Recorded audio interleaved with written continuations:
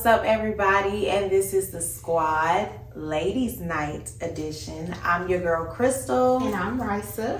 And once again, this is the Squad. The Squad. Ladies Night edition. So, ladies, listen, grab your glass of wine, your fuzzy socks, whatever makes you comfortable, and tune in. But of course, we want you to like, share, comment, and subscribe, because why not? It's the Squad, right? It's the Squad. All right, so tonight, of course, it's ladies' night. Yes. So what better way to talk about the pressures of being a strong Black woman, but just being a strong, independent woman overall. Right. I know for me personally, it was a battle. Yeah. You know, being a strong woman altogether, and being able to kind of tone it down a little bit and letting someone else come in and be strong for me. I mean, we get a bad reputation. Oh, your attitude stank. No, baby, I just know what I want. I said what I said. I mean what I say. You know what I'm saying? Yeah. So what you think? Is it hard or? So yes, I was having this conversation with somebody earlier today on how my mother raised me and trained me to be a strong woman and not to rely on anybody. But that ended up being the opposite of how other women in society are raised. Yeah. You know? So it's like, yes, it's good to be strong and independent, but honestly, tired. Yeah. I'm tired of being strong. I'm tired of being independent. I'm ready to let somebody else lead and take on that role, because sometimes I feel like as women, we have the pressures of not being too loud, because if we too loud, then we end up being ghetto. Yep. If we are too strong-minded and too opinionated, then we got a bad attitude. If we are just quiet and we just don't feel like saying anything, then we still got an attitude. Yep. It's just like we can't win for losing. And so I feel like right at this moment in time, like, give Black women and women in general some grace and some peace. Give us our flowers. Yes. Because, I mean, we carry a lot on our backs.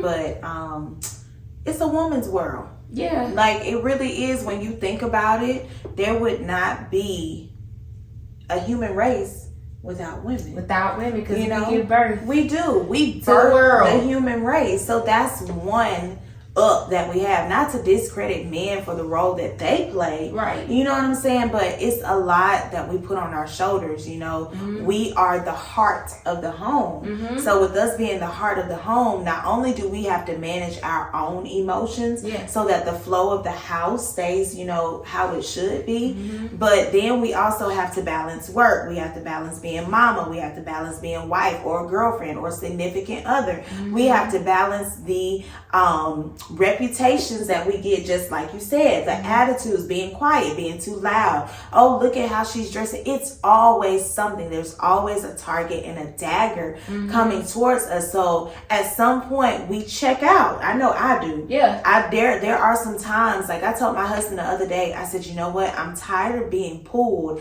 in so many different directions. It's exhausting. And I'm being stretched so thin to the point where I'm gonna snap, crackle, and pop. And y'all gonna think I'm the problem when in reality I'm screaming on the inside. Like if I scream at you, I got a nasty attitude or I'm being rude. If I'm quiet, oh, she's strong, she can carry it, you got this girl. No, honey, I need somebody to be strong for me. You know what I'm saying? Sometimes I just want to go in the backyard, lay in my hammock, put a blanket over my head and go to sleep and just feel the breeze, because it can be a lot. It's carrying all of that. So exhausted, carrying the weight of the world. Yes. That's what it feels like. And I feel like sometimes, like, I know in the previous podcast with the men, they felt like, oh, well, we have to carry so much too. But it's a double. It's a double. Like, we want to, I feel like we do it to each other. Like, we carry the men's problems and what the men have to go through, especially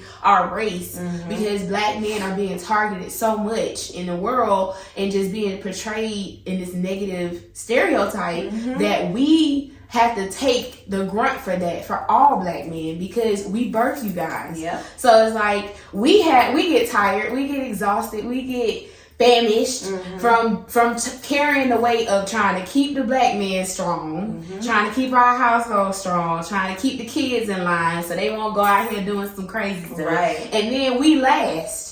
We always put ourselves last, and I watched my mom do that a lot. Like, she was one of those strong black women who had to be the mother and the father. So I never got to see her live in her feminine era. Right. Like, that was something else I guess we talked about in our previous podcast about these eras. Like, I understand the point of it, but I feel like we're doing it in a wrong way. Like, I feel like people always talk about like luxury lifestyles and, oh, let's live my luxury era, I'm in my baddie era, I'm this, I'm that. But it's deeper than that. It's deeper than just taking a TikTok or Instagram photo just to get cute likes or whatever. It's deeper. It's more about how's your emotional state? Right. How's your mental state? How are you really feeling? Are you really feeling that way? And are you really in this era to get yourself in a better space to move forward? Or are you just doing this for clicks and likes? And a lot of times when we use these social media platforms to, empower ourselves, a lot of times we're doing more damage to ourselves because then we go back looking for likes from the wrong comparison. place. Yes, and comparing ourselves to other people. So that's another weight that we put on ourselves. Back. You know what I'm saying? Yep. And I know I heard you say that, your mom had to be the mom and the dad in the picture. You know what I'm saying? And that's a great point right there, because as single mother, I am married, but I went through 3 years, really 13 years of being a single mother. I was married previously, but I still had to carry it all by myself. You know what I'm saying? So I had to set the tone for my daughters as to what a strong woman looks like. What does she do? How does she speak? How does she dress? I had to govern myself accordingly, because my seeds are looking at me like, okay, mama is strong, so this is what I have to be. But then in the back of my mind, I'm running to my closet or in the shower at night and I'm crying because I feel like I have no outlet. You know what I'm saying? And that's a big piece for single mothers, because we're carrying it. You know what I'm saying? We're carrying this weight, especially single mothers of boys. Now, I'm glad you brought it up. That's a huge weight. That's a huge weight. And it's like, I can tell, because like my mom has a boy and a girl, so I'm the oldest, and then my brother. And with her, like, my brother, I'm going to say he was problematic, because neither one of her kids were problematic, but he needed a little bit more TLC. And in that, she gave him more TLC, and sometimes I felt like she forgot about me. So I can't fault her for that. I don't regret that. I don't fault her for doing that, because he needed her more. But at the same time, it's just like she was stretched thin. She couldn't do both. Right. And so I kind of had to learn how to be the strong, independent woman myself, because she was still trying to raise 2 kids by herself. So I guess it all goes back to women making better decisions for yourself, and also understanding who you are and what you want your life really to look like. Because if you make the wrong decision and you get somebody who's not there for you, it makes it harder for yourself. And I'm just glad that God continues to give me more chances to get it right, because there are plenty of times where I've gotten it wrong, and I could have been in a situation where I'm raising a kid by myself, and I just commend all single mothers. I'm trying to tell you. I done seen my mama do it, and I that is a struggle that I don't wish on my worst enemy at all. But I commend you guys. Y'all do it with so much grace. And so it just effortless, because you have to. You have to. I mean, it's that weight. You know what I'm saying? It's a heavy weight, and if you don't have a true outlet, a safe outlet. You know that is the key word that I feel like a lot of people miss is a safe outlet. Because you can talk to people, you can talk to your friends, but it's not a safe feeling. And I feel like safe isn't just a space, it's a feeling. That's like what the guys were talking about. They were saying, you need to have someone that you can trust, because you have friends in your circle, but every friend is not a safe space for you. And then too, you have friends that are in your circle when you get weak and you get bogged down and you want to talk to them, and they're that friend that condemns everything that when you did it, you did. I wouldn't do that. I wouldn't do that. It's easy for you to say what you will and you will not do when you have not walked a mile in my shoes. Absolutely. You know what I'm saying? Absolutely. So you have to find a safe outlet.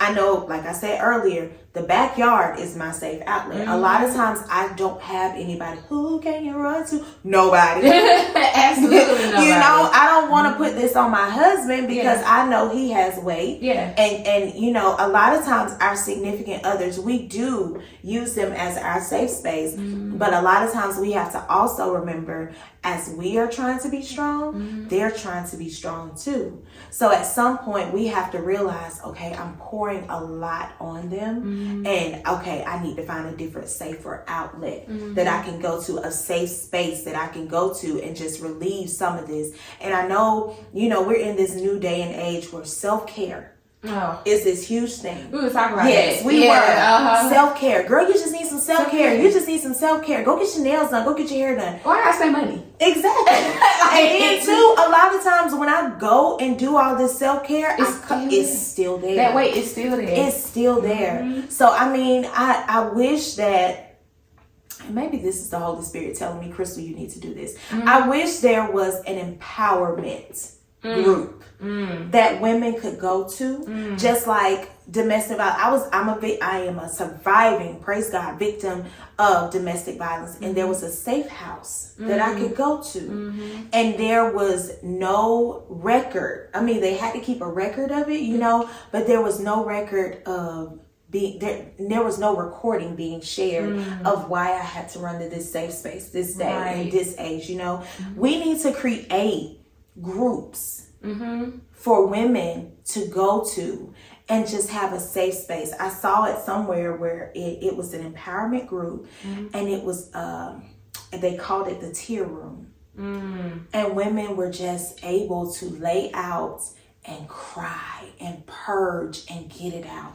Yeah, because I feel like, because I hate this term, masculine energy, feminine energy, but it makes sense sometimes, because when you're walking in your hurt and you're walking in your trauma and your pain, all of that, crying is like, I don't know, for me, I feel like if I cry, it's a weak moment. I feel weak because if I cry, that means something got the best of me. And it's like, maybe that's a masculine trait that I have, because you know how men don't like to cry, don't like to show emotions. That's kind of how I am. I'm so hard on the exterior, but if I cry, that means something got the best of me. And I know, it's like my brain fights with me. It's like, my brain's like, girl, what you crying for? Like, I know you're not crying over this dude. Suck it up. Like, come on, man. And then my heart's just like, no, I really need to release this. And the brain's just like, no, we're not gonna be crying over no dude. You ain't supposed to be crying over this. You want that to get the best of you? And like, I'm one of those girls that don't fit in the women empowerment. Me too. So it's like, I hate those groups of girls that have women empowerment.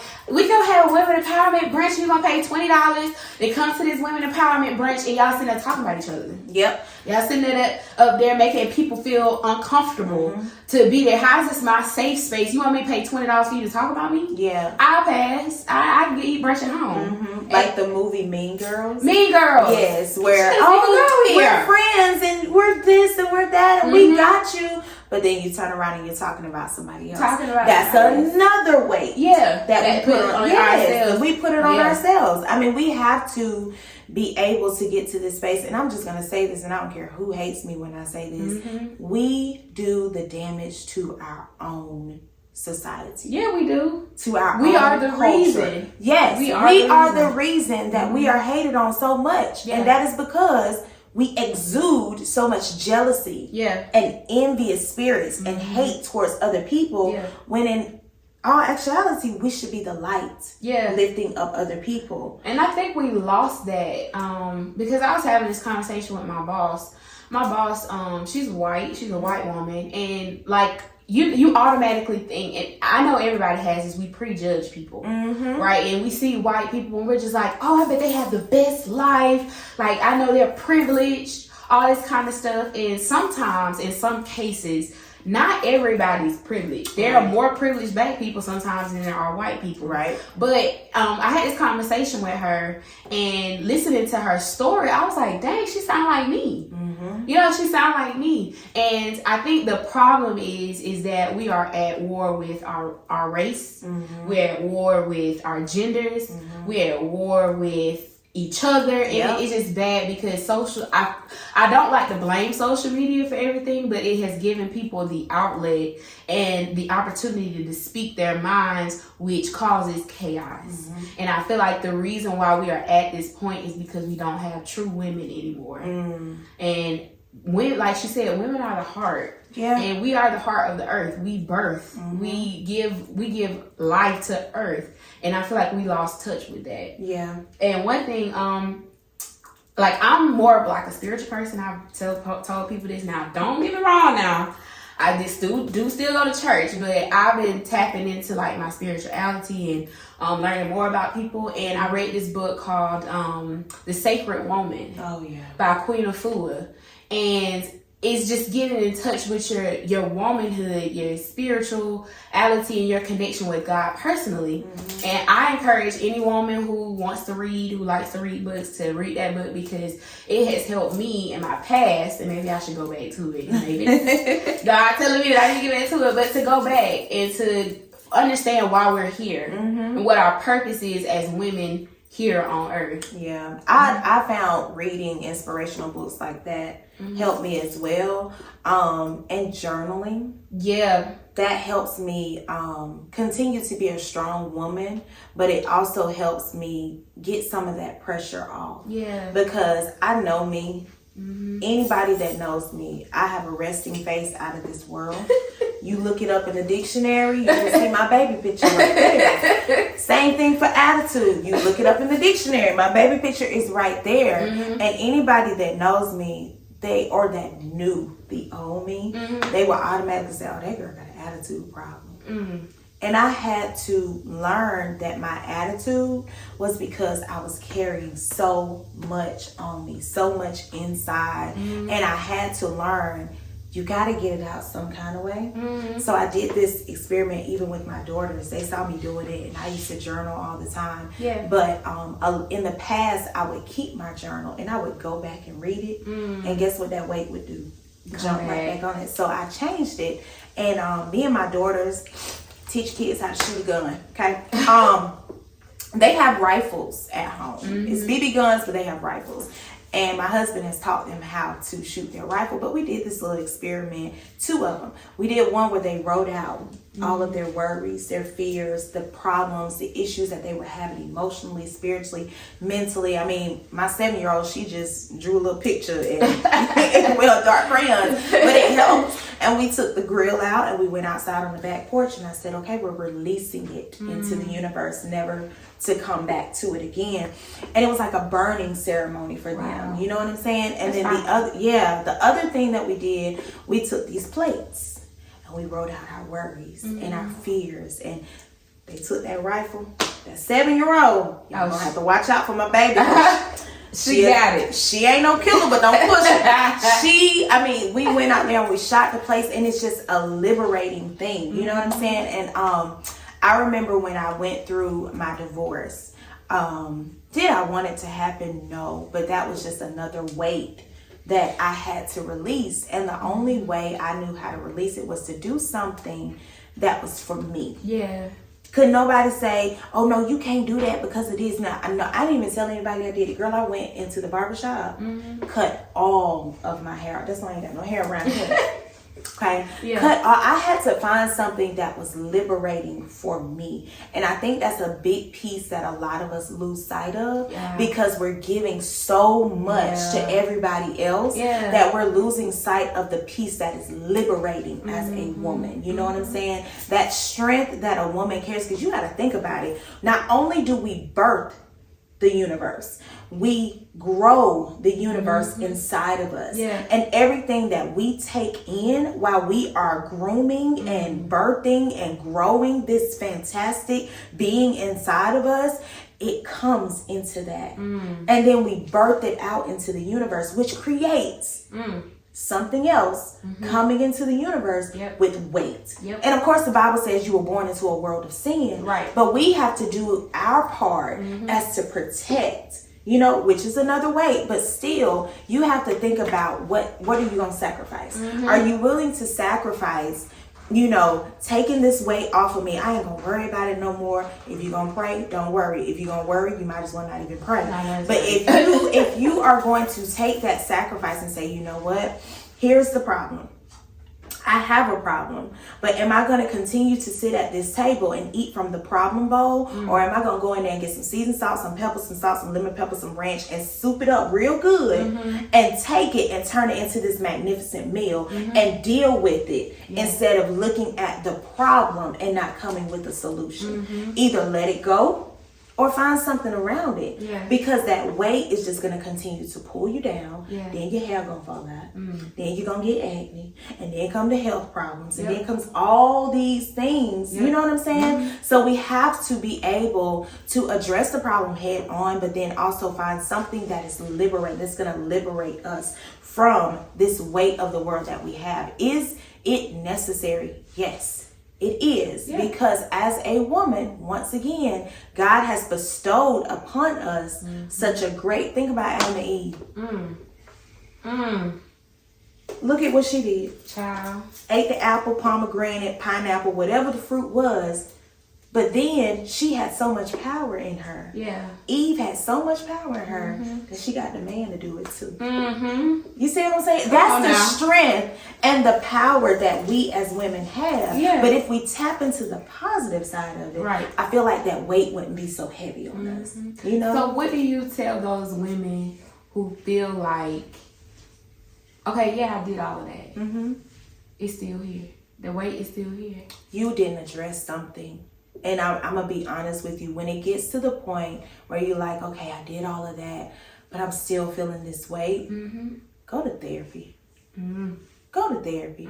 God created all of these things to help us for a reason. Absolutely. You know what I'm saying? He created all of these things to help us for a reason. Sometimes we can do all that we can. Yeah. We can pray about it. We can cry about it. We can liberate ourselves. We can write about it. We can do all of these things. Talk to our homegirls about it. Drink some wine. Take some shots. Go out. Twerk in the club. Come home. Lay in the bed. Do whatever. Go to work and you're fine. But it's still there. And sometimes we do need to seek outside help and go to therapy. Yeah. There is nothing wrong with saying, I need help. Absolutely. There's nothing wrong with going to somebody. I had to tell my mama today, Mama, I need help. Yeah. And she was like, what do you need? Yeah. And it's just opening up your mouth and saying, I need help. And as women, I feel like because we're so strong and independent, we are afraid to say that. Yep. Because it makes it seem like You're weak. I'm weak. I got it all. I got it all. And my mom was just asking me that today because I do a lot for people. I give and I give and I give. Yeah. And she was like, are you okay?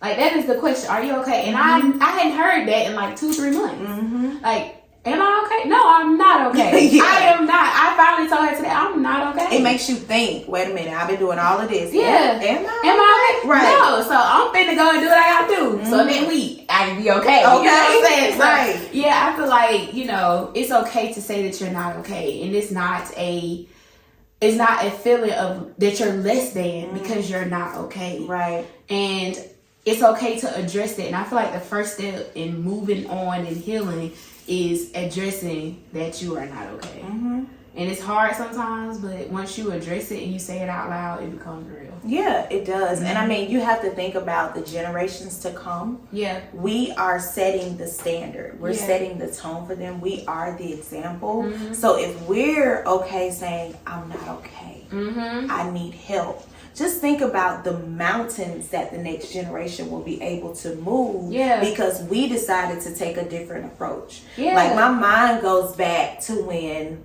I'm an 80s baby, when we didn't have social media. Yeah. When we didn't have...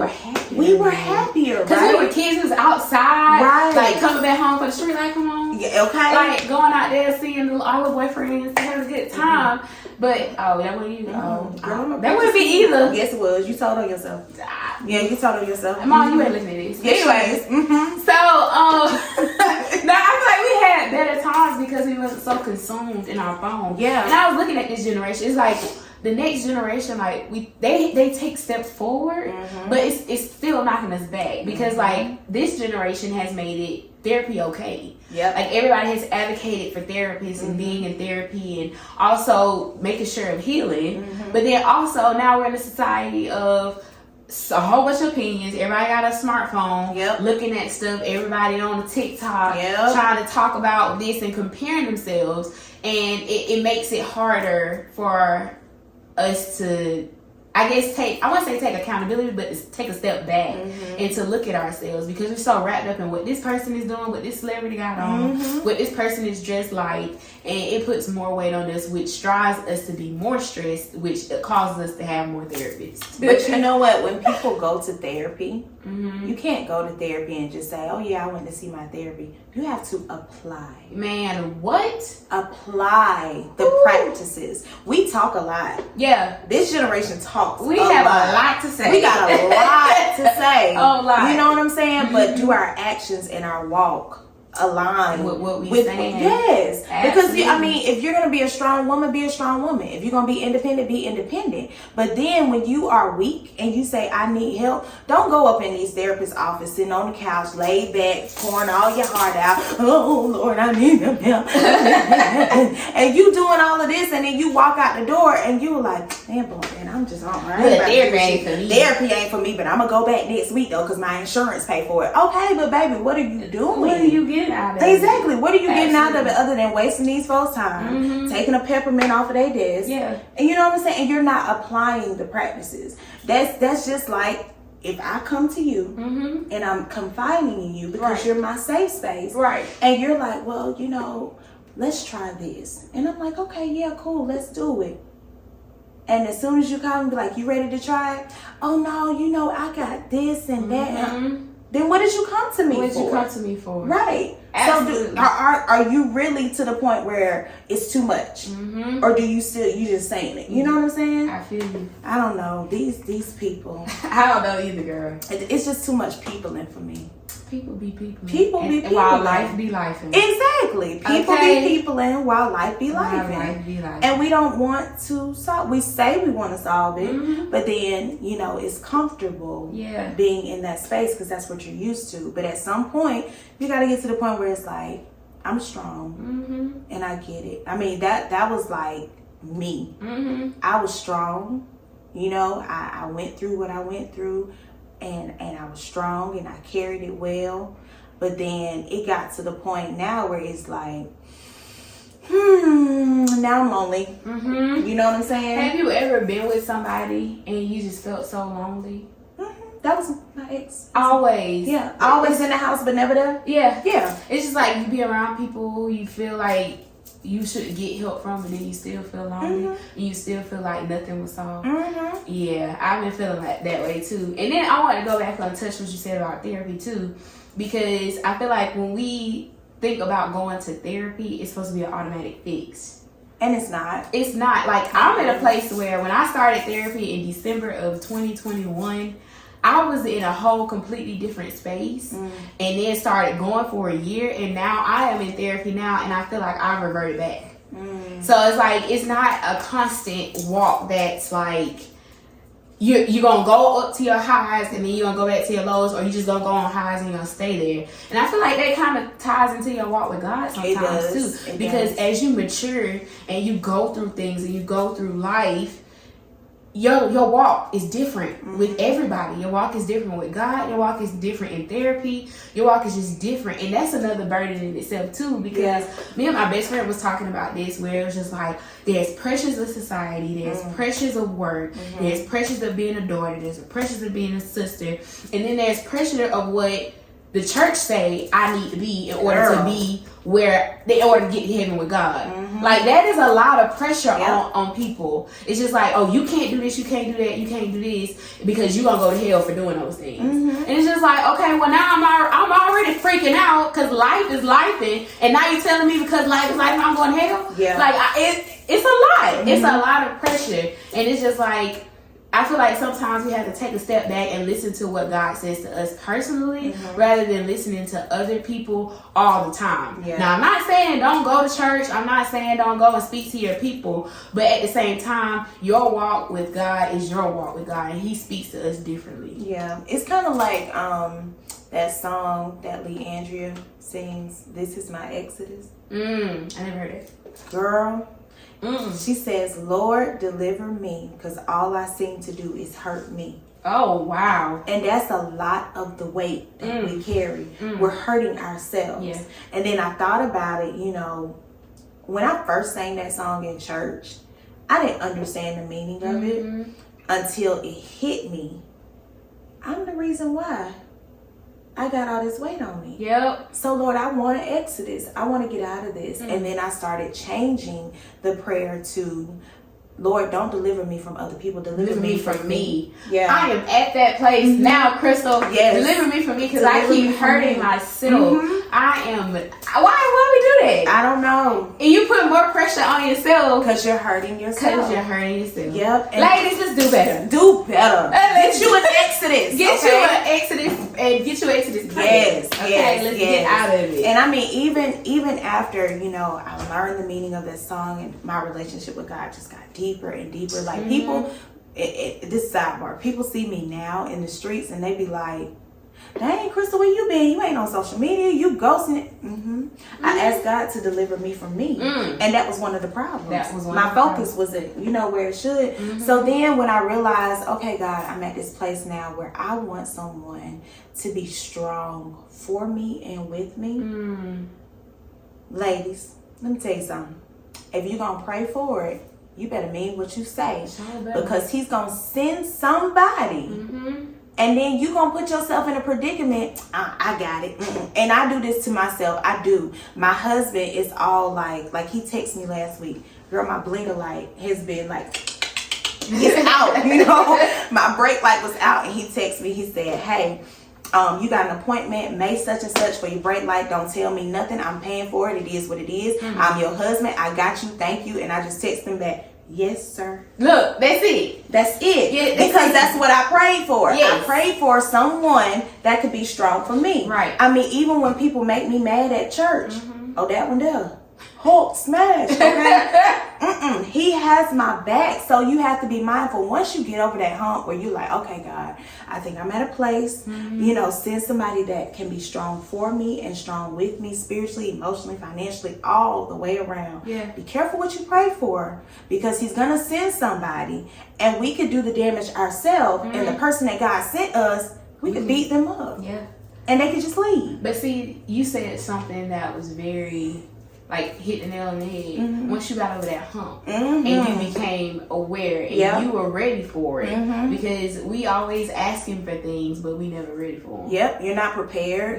You're not in the right position. You're not in the right posture. Your language, the way you speak, is not in alignment. The way you carry yourself is not. That goes back to that podcast that we did about relationships and situationships and healing. You can't keep asking for something if you have not healed from you know what I'm saying? So I mean, even when we go back to being a strong, you don't have, let me just say this too, you don't have to heal from being a strong, independent woman. I think it's a balance. Yes, and that's what I was going to say. At some point you have to find a balance. And you have to understand it is okay to be weak. It is okay to be vulnerable. It is okay to smile. It's okay to laugh. It's okay to cry. It's okay to be strong and independent, but need help from someone else. And I think that's what men look for. Yes. I think that's what we forget too. Because like we always hear, "Renee, got good men out here."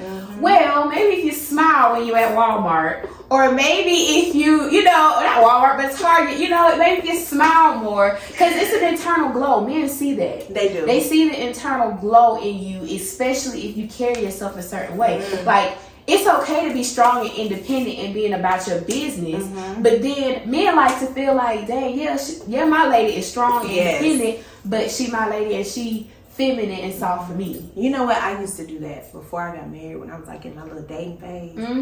Girl, I used to walk around Walmart and men would be like, "Hey, how you doing?" Hey. And I would just roll my, I know, right? Why you talk? Can I have my face? Can you see my outfit right now? Why are you talking to me? like, can I have my face? Why are Right. you talking Get about? out I my just want to face. get these eggs and go to the house. Like, why are you talking to me? Yeah. And I'm like, and I had to remind myself, Crystal, are you really carrying yourself in an approachable manner? You know what I'm saying? Are you in that space where it's okay? And then to receive. Yeah. Now here's another thing too, and I think the ladies gonna be pissed off at me. Excuse me, not pissed, but they gonna be mad at me. You already said it. Sorry, they're gonna be mad at me for this one. Ladies, let's stop saying I don't want to do no wifey stuff, and I'm not a girlfriend. That's what we talked about last week. It's a way to show a man that you are wifey material without having all the benefits. All of the benefits. Yep. Because again, when a man knows when he sees you, if you carry those qualities that he's looking for. So if you coming out here and you portraying this strong black woman persona, a man, then what you need a man for? Exactly. Why are you screaming I need a man if you out here got everything together? Trust me, I ain't got it all together. Come save me. I am a damsel in distress. Rapunzel. I am hurting. Come and save me. I am tired of being an independent woman. Girl. I can be independent, but not all the time. Yeah. I mean, we do have to, tap into ourselves. Yeah. And just recognize those things that are turnoffs and those things that are, and some men are afraid of strong, independent women. Because it can be too much sometimes. It can. And I heard this before that I'm a little intimidating. Me too. Because I have a big personality and I talk loud. I wouldn't say loud, but I talk. And so it's like, that can be a little bit intimidating. But I'm like, well, if it's intimidating to you, sir, then you're not the one for me. Yeah. I've said that too. Yeah. Yeah. I've had to say that at work and I've had to say that in relationships. But I have been also told, Crystal, you're intimidating people. How? Well, my presence intimidates you. Yes. Something's wrong with you. Yes, and sometimes your presence, but see, at the same time, it goes back to that balance. You have to learn how to mellow yourself out a little bit and humble yourself a little bit so that the doors will open to what you are asking God for. Right. Especially when you are independent and strong. So, ladies, listen. It's okay to say I need help. Yes. It's okay to be vulnerable. It's okay. It's okay not to be strong and not to have it all together at the same time. It is okay to want someone else to be strong for you, and it is okay to say, I need help. Please. Okay? Ask. Please do it. Don't carry the weight of the world on your shoulders, because even if you don't have your own biological children, somebody is watching you. Yep. And you are setting the example for those people that you don't even know are watching you, and they want to be like you because you're exuding all of these things. So show them the right way of being a strong, independent woman versus hoarding it all on the inside and then like a Coke bottle just shake up and burst. And I'm preaching to myself when I say that. Anything else, girl? No, girl, I think we tapped on everything. We tapped on it. Stepped on some toes too. Yeah, we did. I think we told a couple of our secrets, but it's okay. It's all good. It's good. That's what the squad is for. Exactly. So thank you guys for tuning in for another episode, Ladies Night edition of The Squad. We will catch y'all next time. Once again, I'm your girl, Crystal. And I'm Raza. And this is The Squad.